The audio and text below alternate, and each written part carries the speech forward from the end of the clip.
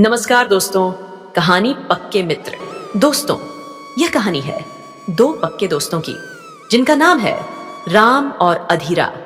राम एक सीधा साधा और ईमानदार व्यक्ति था, जबकि अधीरा धूर्त और धोखेबाज था। एक दिन अधीरा ने राम से कहा, जीवन में कुछ बड़ा करना है। आओ राम, हम यह गांव छोड़कर अपना भाग्य संवारने कहीं और चलते हैं। अधीरा की यह बात सुनकर राम ने पूछा, हम कहाँ जाएंगे? फिर अधीरा बोलता है, देखते हैं कि भाग्य हमें कहाँ ले जाता है। राम अपने दोस्त के प्रस्ताव पर सहमत हो गया, क्योंकि वे दोनों अकेले ही थे। इसीलिए उन्होंने अपने घरों पर ताला लगाया और निकल पड़े। काफी लंबी यात्रा तय करने के बाद वे एक नए राज्य की राजधानी में पहुंचे। उन्होंने देखा कि यहाँ के सभी लोग बड़े उदास हैं। अधीरा ने एक व्यक्ति से पूछा, भाई क्या बात है, इस शहर में हर कोई मातम क्यों मना रहा है? उस व्यक्ति ने बताया, कल रात हमारे प्रिय राजा का देहांत हो गया। वे बड़े महान व्यक्ति थे। उनकी आकस्मिक हुई मृत्यु से हमें आघात पहुंचा है। अधीरा बोला, अच्छा तो यह बात है। अच्छा भाई, किसी ने बताया उनका उत्तराधिकारी कौन है?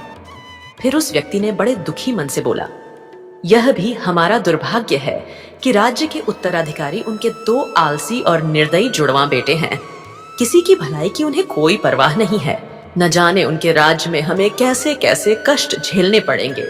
इसके बाद वह व्यक्ति चला गया और दोनों मित्र एक पेड़ के नीचे बैठ गए।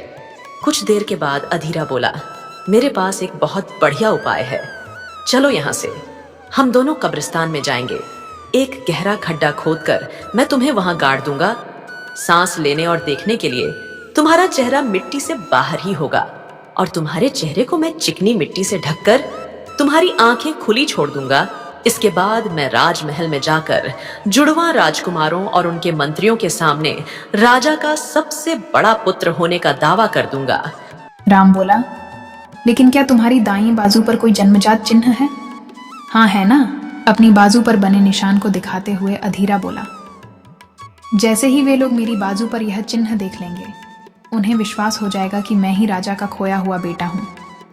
उसी समय तुम भी बोल पड़ना कि हाँ, यही मेरा बेटा है। इसे मेरा आधा राज्य दे देना।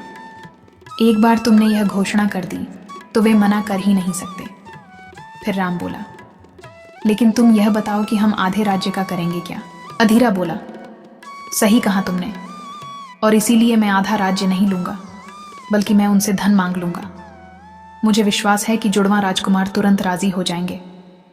फिर राम अधीरा की सारी योजना को जानने के बाद कुछ देर सोचने के बाद बोलता है, लेकिन अधीरा, तुमने कहा था कि हम अपनी परिश्रम के बूते पर अपना भविष्य उज्जवल बनाएंगे, लेकिन तुम तो मुझे झूठ और धोखे के दलदल में घसीट रहे हो। भाई राम, तुम यह तो देखो कि हम किन लोगों से धन ऐंठने की योजना बना रहे हैं, जो स्वयं अयोग्य हैं। मैं तो कहता हूं, हमें मिलने वाले धन में से कुछ हम रख लेंगे और बाकी जरूरतमंदों में बांट देंगे। राम इतना तेज नहीं था। वह अपने मित्र की बातों से सहमत हो गया। उसी रात वे दोनों शाही कब्रिस्तान की दीवार फांदकर अंदर घुस गए। दोनों ने मिलकर एक खड्डा खोदा और इसके बाद राम इसमें लेट गया। राम को गर्दन तक मिट्टी में दबाने के बाद अधीरा ने उसकी आंखें छोड़कर उसका चेहरा और बाल चिकनी मिट्टी से ढक दिए। राम, अब मैं जा रहा हूं, क्या करना है तुम अच्छे से जानते हो ना? हाँ, लेकिन जल्दी आना। राम मिट्टी में दबे दबे बोला, हाँ हाँ, जैसे ही वे मुझे धन दे देंगे मैं तुम्हें निकालने आ जाऊंगा। महल में पहुंचकर अधीरा ने घोषणा कर दी कि वह राजा का सबसे बड़ा पुत्र है। उसकी बात पर किसी ने विश्वास नहीं किया। फिर अधीरा बोला, यदि आप लोगों को मुझ पर भरोसा नहीं है तो चलो कब्रिस्तान। मैं अपने पिता महामहिम राजा से पूछवा देता हूं। अधीरा पूरे आत्मविश्वास से बोला। राजकुमार तो अधीरा को उसी समय कैद में डाल देना चाहते थे, लेकिन मंत्रियों ने उन्हें कब्रिस्तान में चलकर सत्यता जांचने के लिए सहमत कर लिया। जब वे सब वहां पहुंचे तो योजना अनुसार अधीरा चिल्लाया, पिताजी, क्या आप अपने बड़े बेटे के बारे में इन लोगों को कुछ नहीं बताएंगे? हर कोई वहां हैरान सा खड़ा था। तभी पूरा कब्रिस्तान एक आवाज से गूंज उठा, हाँ, यह सच है कि मेरा बड़ा पुत्र बहुत पहले ही खो गया था। उसकी दाईं बाजू पर एक जन्मजात चिन्ह था। तभी एक मंत्री तुरंत आगे आया और अधीरा की बाजू को टटोलने लगा। सब लोग देखना चाहते थे कि क्या वास्तव में उसकी बाजू पर कोई निशान है। मंत्री जोर से चिल्लाते हुए बोला, हाँ महाराज, इसकी बाजू पर एक चिन्ह है जो अंडाकार दिखता है। हाँ, यही मेरा बड़ा पुत्र है। आधा राज्य इसे ही देना। मेरी इच्छा को पूरा नहीं किया गया तो मेरी आत्मा भटकती रहेगी, मुझे मुक्ति नहीं मिलेगी। सब लोग महल में लौट आए। एक वरिष्ठ मंत्री बोला, मुझे लगता है राजा के आदेश का पालन अवश्य होना चाहिए। सभी लोग यही चाहेंगे। इस आदेश पर सहमति देने के अलावा राजकुमारों के पास और कोई चारा नहीं था। उसी समय अधीरा अपने स्थान से उठ खड़ा हुआ और बोला, मेरा पूरा जीवन गरीबी में बीता है। मैं ना ही तो सम्राट बनना चाहता हूँ और ना ही शक्तिशाली। मुझे तो बस आप इतना धन दे दीजिए कि कुछ अपने पास रखकर शेष मैं गरीबों में बांट सकूं।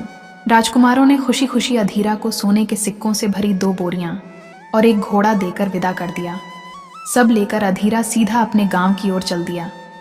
मिट्टी में दबा बेचारा राम वहीं कब्रिस्तान में पड़ा रहा। वह अधीरा की प्रतीक्षा करता रहा, लेकिन वह नहीं आया। 2 रातें बीत गईं। राम समझ गया कि अब अधीरा नहीं आने वाला। एक रात मूसलाधार बारिश हुई। मिट्टी नरम और ढीली पड़ने के बाद राम गड्ढे में से बाहर निकल पाने में समर्थ हो पाया। इसके बाद वह सीधे अधीरा के घर जा पहुंचा और उधर अधीरा सोने के ढेर सारे सिक्कों को देखकर खुश हो रहा था। दरवाजा खटखटाने की आवाज सुनकर उसने तुरंत खिड़की से देख लिया कि बाहर राम खड़ा है। उसने अपने कपड़े फाड़ दिए, चेहरे और बाजुओं को नाखूनों से नोचने का ढोंग किया और दरवाजा खोलते ही बोला, मित्र राम, तुम्हें सुरक्षित देखकर मैं बहुत खुश हूँ। तभी राम गुस्से में बोल पड़ा, दुष्ट, मुझे वहाँ अकेला मरता छोड़ आया। राम को गुस्से में देखकर अधीरा तुरंत बोल उठा, मेरा विश्वास करो राम, सोने के सिक्के लेकर मैं सीधा तुम्हारे पास ही आ रहा था, लेकिन कब्रिस्तान के चारों ओर कड़ा पहरा लगा दिया गया था।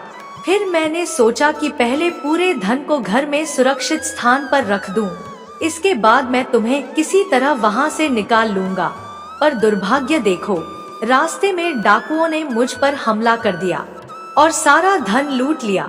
राम उसकी बात सुनने के बाद कुछ नहीं बोला और वहां से चला गया, पर उसने अधीरा को सबक सिखाने का मन बना लिया। राम अब अधीरा की हरकतों पर नजर रखने लगा। हफ्ते भर बाद अधीरा पड़ोस के गांव में एक विवाह में शामिल होने गया। उसकी अनुपस्थिति में राम उसके घर पहुंच गया। राम ने जाकर उसके घर में इधर उधर देखना शुरू किया। तभी उसके घर के पीछे बगीचे में एक खड्डा दिखाई दिया, जो देखने में लग रहा था कि अभी कुछ दिन पहले ही खोदकर ढका गया है। उसे इस गड्ढे पर संदेह हुआ। तुरंत उसने वहां खोदना शुरू कर दिया। जल्द ही वहां दबा हुआ एक संदूक उसे मिला। यह संदूक सोने के सिक्कों से भरा हुआ था। गड्ढे को भरने के बाद वह संदूक उठाकर वह अपने घर की ओर चल दिया। राम अपने घर पर पहुंचकर उस संदूक को एक सुरक्षित जगह पर छिपा देता है। उसके बाद राम गांव के प्रधान के पास पहुंचा और बोला, प्रधान जी, मेरा मित्र अधीरा और मैं पड़ोसी देश की यात्रा पर गए थे। अपनी बुद्धिमत्ता से उसने एक पुरस्कार जीत लिया और अब उस धन को वह निर्धनों में बांटना चाहता है। प्रधान जी बोले, अच्छा विचार है, पर धर्म के इस काम में अधीरा आगे क्यों नहीं आता? वह बहुत संकोची है, वह कोई श्रेय नहीं लेना चाहता, इसीलिए उसने मुझे आपके पास भेजा है। राम ने कहा। प्रधान बोला, कोई बात नहीं, हम मिलकर उसका साथ देंगे, लेकिन वह धन है कहाँ? मेरे घर पर सुरक्षित है, कल मैं उसे यहीं ले आऊंगा। अगले दिन सोने के सिक्कों को गरीबों में बांटकर पूरा संदूक खाली कर दिया गया। राम ने प्रधान को बताया, अधीरा कल सुबह लौट आएगा। मैं सोचता हूँ उसके सम्मान में एक कार्यक्रम आयोजित किया जाना चाहिए। प्रधान ने कहा, हाँ हाँ, क्यों नहीं। अगले दिन अधीरा घर के दरवाजे पर पहुँचा ही था कि एक आदमी आया और बोला कि पंचों ने एक जरूरी बैठक बुलाई है और इसमें भाग लेने के लिए प्रधान जी ने आपको अभी बुलवाया है। अधीरा तुरंत पंचों के पास पहुंच गया जैसे ही उसने अंदर प्रवेश किया, भीड़ और प्रधान के साथ साथ कई बुजुर्गों ने खड़े होकर तालियां बजानी शुरू कर दी। कुछ देर बाद तालियों की गड़गड़ाहट थमी। अधीरा हैरान होकर बोला, क्या है यह सब? प्रधान बोला, अधीरा भाई, भोले मत बनो, हमें सच मालूम हो चुका है। सच? कैसा सच? अधीरा कांप उठा, उसके चेहरे का रंग उड़ गया। हाँ, तुम्हारा सच। नेक काम करना चाहते हो लेकिन सामने नहीं आना चाहते। वह तो राम ने हमें बताया कि कैसे अपनी बुद्धिमत्ता का प्रयोग करके तुमने इतना धन जीता और कितनी उदारता के साथ तुमने इस सारे धन को निर्धनों में बांट देने की इच्छा प्रकट की। यह बताते हुए मुझे अपार हर्ष हो रहा है कि हमने तुम्हारी वह इच्छा पूरी कर दी है। यह बात सुनकर अधीरा सन्न रह गया। उसकी आंखें राम को घूरने लगीं। वह गुस्से से लाल हो उठा और राम शांतिपूर्वक मुस्कुरा रहा था। और इधर प्रधान ने कहा, कोई भी सम्मान तुम्हारी इस उदारता की बराबरी नहीं कर सकता। फिर भी पूरे गांव की ओर से मैं यह घोषणा करता हूँ कि तुम गांव की पंचायत के आजीवन सम्मानित सदस्य नियुक्त किए जाते हो। उसके बाद जैसे ही पंचायत खत्म हुई, अधीरा अपने घर की ओर दौड़ पड़ा। घर पहुंचने के बाद उसने बगीचे में उसी गड्ढे को हाथों से खोदना शुरू कर दिया। वह जानता था कि गड्ढे में कुछ नहीं बचा है, लेकिन वह फिर भी खोदता चला जा रहा था।